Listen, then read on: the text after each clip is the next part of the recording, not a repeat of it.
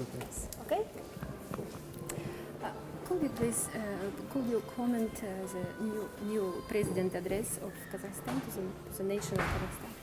Well, first of all, I could say I'm very happy to see that the president is very strongly focusing on Europe, and that we just completed the European Partnership and Expanded Cooperation Agreement. I must say, when I was commissioner, we started it. By the way, we started it in this very hotel, and it's really fantastic to see that now it is completed. It will take some time, like always, to do the translations and all the formal parts, but this will be a very important basis for a closer cooperation with the European Union on many issues.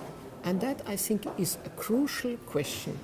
By the way, I say, if I think I was the first to go out to Kazakhstan when I was then first State Secretary of Foreign Affairs of my country, Austria, and then later on Foreign Minister, when we had the OSCE presidency in the year 2000. We then focused on Central Asia for the first time ever. And since then, I must say, I've been seeing President Nazarbayev and, of course, the different colleagues, ministers, from time to time. And therefore, I think it really gives me pride, it gives me pleasure to be here today at this advisory council of the Eurasian Council. And I think it's well set up. We have a very distinguished group of people, and I'm sure this will make a big difference because we will, go out, we will reach out to others.